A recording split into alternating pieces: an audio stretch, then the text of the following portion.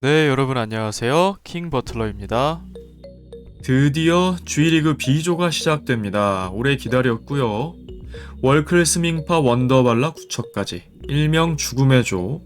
각각의 경쟁력이 있는 팀들이 모였기 때문에 총 10경기를 치르게 되는데 상당히 재밌을 것으로 기대가 됩니다. 그 중에서도 개막전은 월클 대 원더입니다. 두 팀의 경기 프리뷰 해보겠습니다. 김병지 감독의 월클은 전력의 이탈 없이 그대로 선수 전원이 B조에 임하게 됩니다. 그리고 사상 첫 3핏을 노리게 되는데요. 한편 조재진 감독의 원더는 선수가 2명이나 교체가 되면서 사실 위기가 있었습니다만 특히 마시마 선수라는 일본의 스타가 들어오면서 팀의 구세주가 될 것으로 보이고요. 우이준 선수의 실력은 아직 베일에 가려 있습니다만 피지컬만큼은 상당히 좋기 때문에 기존에 좀 작았던 팀 이미지에서 피지컬도 성장한 팀으로 도약을 했습니다. 하지만 다른 선수들, 마시마 외 선수들이 얼마나 마시마 선수를 받쳐줄 수 있을지도 궁금해지는 부분이죠. 예고편을 보면 월클의 압박 라인이 좀 내려서는 모습이 보였는데 좀 염려가 되는 부분이거든요. 나우리조가 적극적으로 전방까지 올라가서 압박을 했던 것이 훨씬 좋은 축구였던 것 같긴 한데 원더에게 이렇게 여유를 줘도 괜찮을지 마시마 선수가 있어서 좀 조심하는 건지도 모르겠습니다만 그리고 LOD 선수가 왼쪽에 기용된 건 이건 사실 패착이거든요. 거의 확신할 수 있을 정도인데 뭐 왼쪽 오른쪽 뭐가 상관이 있겠냐 싶으시겠지만 그게 아닙니다. 골대녀 선수들은 방향 어느 쪽에 기용되냐도 굉장히 많이 경기력에 영향을 미치거든요. LOD 선수는 무조건 오른쪽입니다. 오른쪽에 있을 때 특유의 오버래핑, 폭발력을 보여주기도 했고요. 그리고 오른쪽에 있을 때 미드레인지, 중거리 슛으로 득점을 만들어내기도 했거든요. 진짜 원더와의 첫 맞대결 때도, FA컵 때도 깜짝 서프라이즈 원더골을 넣을 때도 LOD 선수가 오른쪽에 위치해 있었고 LOD 선수가 왼쪽에 위치하면 상당히 불편한 플레이를 할 텐데 오히려 카라인 선수가 방향 잘 안 타고 왼쪽이든 오른쪽이든 잘 하거든요. LOD의 왼쪽 기용. 김설이 투루디 인라인을 붕괴시키기 위해서 뭐 전략적으로 배치를 한 것인지 하지만 왼쪽에 배치된 LOD가 그렇게 공격적인 플레이를 잘하는 건 본 적이 없거든요. 수비적으로 기용했더라면 더더욱 이쪽에 투입을 해서 소유미 마시마 라인이 더 위협적이기 때문에 카라인의 느린 발로 제어하기가 저는 솔직히 좀 어렵다고 보고 글쎄요 뭐 김병지 감독만의 어떤 의도가 있을 거란 생각은 드는데 사실 잘 이해는 안 되는 부분이긴 합니다. 공중볼 경합에 있어서는 월클이 뒤지지 않는다고 생각을 하거든요. 애기와 카라인도 신장이 작지 않고 나티도 그렇고 엘로디는 좀 작아도 탄력이 좋기 때문에 헤더를 곧잘하는 선수. 캐시도 공중볼 처리를 잘하고요. 서리의 희준, 큰 선수들, 여기다 마시마 선수까지 높이는 올라갔습니다만 공중볼은 괜찮다. 하지만 발밑이 문제예요. 애기, 엘로디, 카라인. LOD가 좀 빠른 편이긴 한데 컨디션이 좋지 않을 때는 기복을 좀 보인다면 나머지 선수들도 좀 느린 수비 라인이거든요. 마시마 선수와 소유미, 트루디까지도 좀 스피드는 빠른 편이라서 어떻게 대응할 수 있을지. 자, 캐시와 키썸, 넘버원, 넘버2 키퍼 간의 맞대결이 펼쳐집니다. 또 키썸 키퍼를 위협할 수 있는 건 바로 이 나오리 듀오죠. 결국은 사오리 선수가 한일전 녹화 당시에는 좀 부진했었는데 이 B조의 1경기 이 녹화 시점에는 그래도 좀 시간이 지난 다음이거든요. 사오리 선수가 얼마만큼 기존의 그 경기 감각을 회복했느냐가 키워드가 될 것 같습니다. 사오리가 한참 부진하면 또 진짜 보이지 않을 정도가 되는 상황도 있기 때문에 거기다가 마시마 선수와의 맞대결 심리적으로도 그래도 내가 좀 뭐 보여줘야 될 텐데 하는 부담감이 작용할 수도 있고요. 월클도 팀이 잘 풀릴 때야 뭐 구멍 없이 6명이 다 잘 돌아갑니다만 잘 안 풀릴 때 공백이 좀 있고 컴백을 한 다음이라는 것을 감안할 때는 결국 공격에는 나티 선수 가장 기복이 없죠.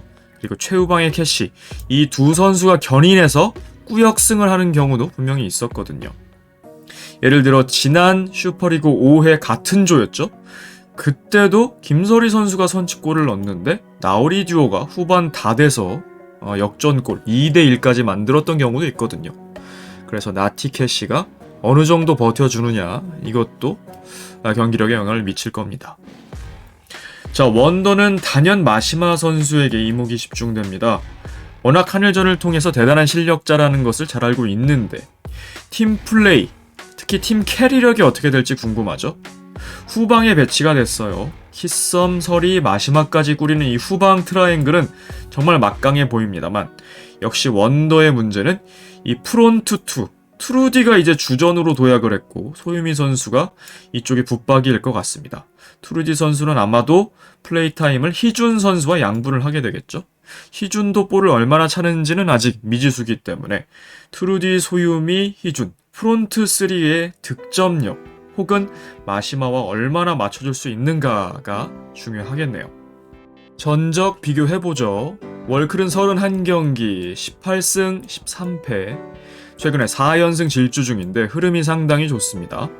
슈퍼리그 5회 우승하기도 했고 챔피언 매치도 승리를 했죠. 원더는 23경기에 10승 13패, 아직까지도 패가 더 많은 팀인데요. 좋지 않은 승률을 어느 정도 끌어올릴 수 있을지, 특히 마시마 선수가 어느 정도 팀을 캐리할지, 반대편의 국대팸도 박하연 선수가 오면서 팀이 6승 1패를 했거든요. 7경기 중에. 원더도 조별 예선이 끝나는 시점에 마시마 선수가 몇 승 정도를 챙겨줄 수 있을지. 상대 전적은 월클이 2승을 거두고 있습니다. 월클이 2승으로 좋은 상승 이어가고는 있습니다만 경기 내용을 막상 들여다보면 원더가 꽤나 선전을 했고 월클이 고전을 했거든요. 결국 차이를 만든 건 최종 득점력이었습니다. FA컵 1회 1라운드가 첫 맞대결이었는데 전반까지 0대 0이었거든요. 원더가 전략적으로 나오면서 가영을 필두로 전반전을 오히려 압도하는 느낌을 줬습니다만 결국 가영의 부상, 후반전에 출전을 못했고 후반전에 엘로지 선수가 중거리 원더골을 터뜨리면서 1대 0 어렵게 그 골문을 열었고 에바 선수의 PK골이 더해지면서 2대 0 승리하게 됩니다. 지난 슈퍼리그 조별 예선 때도 김설희 선수가 앞서 말씀드린 대로 선취골을 넣었지만 나오리 듀오가 후반에 이제 2골을 넣으면서 역전을 하는 경우가 있었습니다. 그때도 원더가 꽤 버텼습니다. 거의 후반 7분 뭐 이런 정도까지 버티다가 월클이 늦게 간신히 역전을 했죠. 만약에 그 경기 졌으면 월클이 5, 6위전 갔을 텐데요. 물론 그걸 꾸역승, 역전해낸 것이 또 강팀의 DNA라고도 할 수는 있겠습니다만 월클이 원더가 결코 만만치 않은 상대였어요. 이번에 마시마까지 들어왔으니까 더더욱 쉽지는 않아 보입니다. 클럽 히스토리를 보면 월클이 비교가 안 되죠. 우승을 4번이나 한 왕조를 세운 골대녀 최초의 팀입니다. 슈퍼리그 2번 연속으로 우승했고 챔피언 매치도 2번은 우승을 했습니다. 우승 트로피가 4개나 되는 대단한 팀이죠. 토너먼트 진출도 6회 연속이라는 유일의 기록을 만들었습니다. 이번에 액션이가 A조에서 토너먼트 진출에 다시 한번 성공하면서 액션이도 6회 연속 토너먼트 진출이 됐어요. 액션이의 경우에는 슈퍼리그 1, 2, 3, 4, 5 그리고 G까지. 만약에 월클이 이번에도 토너먼트 진출에 성공한다면 7회가 되겠죠. 계속해서 신기록을 이어가게 되는데요. 강등이나 방출은 당연히 알지 못하는 팀입니다. 단 한 번도 하위 리그에 가지 않은 유일한 팀입니다. 그에 비해 원더는 만년 하위 리거였습니다.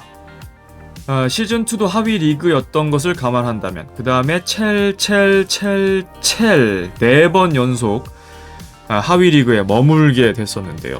그래도 챌린지 4회 때 1위로 승격을 하면서 정대세 감독의 유산이었죠.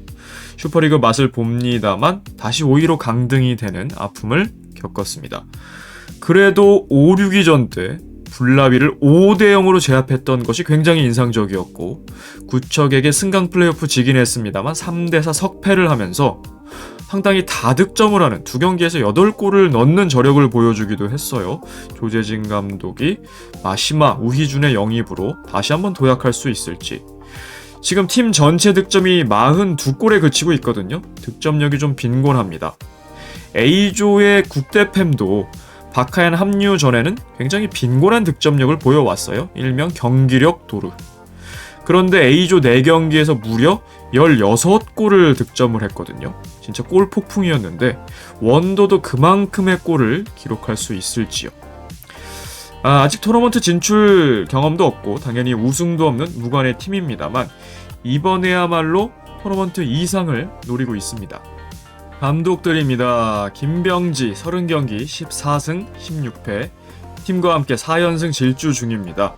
승률이 많이 안 좋았는데 이제는 거의 5할 승률까지 눈앞에 두고 있습니다. 조재진 감독은 24경기 8승 16패. 승률이 너무나 지금 좋지 않은데요. 상대 전적은 김병지 감독이 2승 1패로 앞서 있습니다. 두 감독은 3번 다 슈퍼리그에서만 맞붙었어요. 김병지 감독이 한 번도 챌린지로 내려가지 않은 까닭이죠. 아직도 저는 이해가 안 되는 부분이긴 합니다. 4강등을 한 감독이 어떻게 슈퍼리그에만 있었을까? 자, 첫 맞대결은 이정은의 국대팸과 김병지의 개벤이 맞붙었던 때입니다. 승부차기 끝에 개벤이 극적인 역전승을 했던 그 경기였죠. 하지만 그 다음에 탑걸이 우승한 다음 시즌이었고 탑걸의 전력이 상당히 좋았음에도 조재진의 불나방, 박선영 선수의 한방으로 승리를 차지했던 경기였고요. 가장 최근에 월클과 원더 같은 조였는데 2대1로 김병지의 월클이 역전을 한 바가 있죠. 김병지의 월클은 결국 올더웨이 결승까지 가서 우승을 했고 조재진의 원더는 최종 5위로 강등이 됐습니다. G리그로 재편이 됐기 때문에 챌린지에서 시작하진 않고요. 이제 G리그 B조에서 다시 만나게 됐습니다. 조재진 감독이 2승 2패 동률을 만들지 아니면 김병지가 3승을 만들면서 우세한 상성을 만들어낼지. 두 감독 모두 우승의 경험이 있습니다. 김병지 감독은 가장 최근에 우승한 감독이죠. 슈퍼리그 5회와 챔피언 매치 2회를 우승하면서 2개의 트로피를 들어 올렸어요. 사실 김 감독은 월클과 함께하기 전까지는 무관이었습니다만 월클과의 상성이 잘 맞는 것인지 연승도 하고 있고 합류하고 트로피가 2개입니다. 물론 선수단이 감독을 캐리한 느낌을 저는 강하게 받고는 있습니다만 분명히 김병지 감독도 기여한 부분이 있겠죠.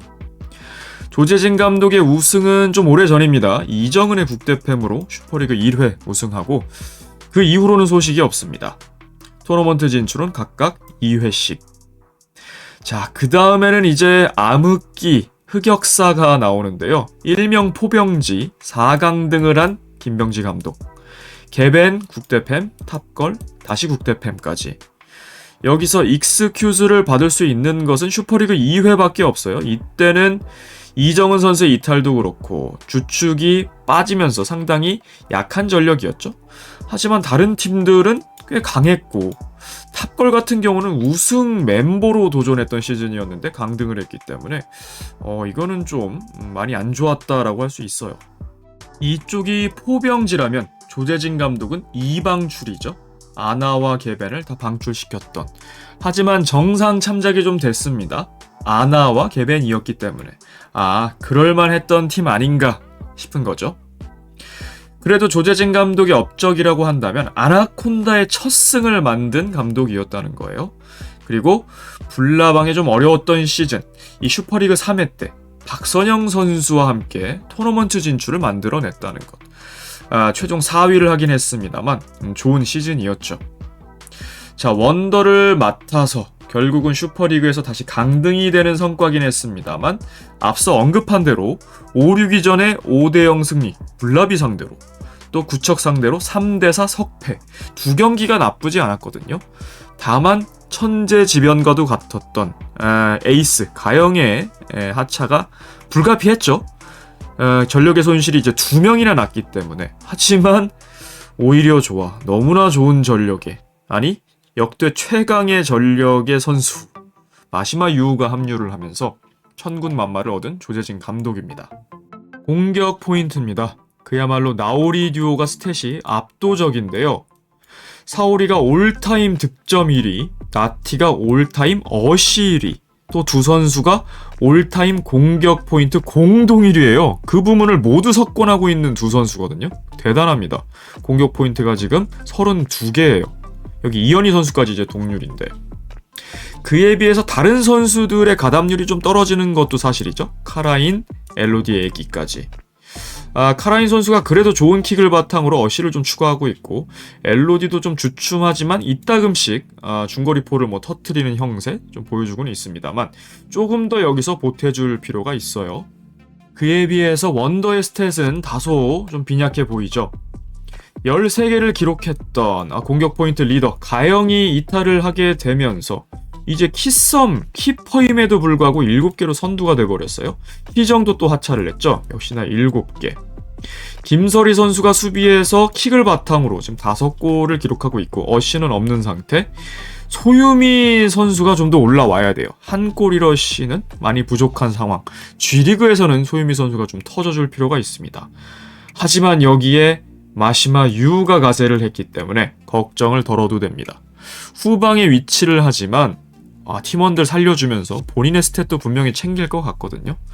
마시마 유가 G리그 이 막상 골대녀 이벤트 매치가 아닌 정식 매치에서는 어떤 모습을 보여줄 수 있을지 너무나 기대가 됩니다. 그리고 우희준 선수도 어느 정도의 역량일지 여기에 좀 보탬을 해주면 좋겠죠. 출전 경기 수입니다. 월클은 함께한 지 굉장히 오래됐죠. 사오리나 티켓시 엘로디까지 일명 쿼터 센츄리 25경기 이상 치룬 선수가 4명이나 되기 때문에 베테랑 라인이 질비한 이 왕조의 팀입니다. 반면에 원더는 희정이 유일하게 20경기 넘긴 선수였는데 하차를 하면서 키썸이 18경기로 최다 경기가 됩니다.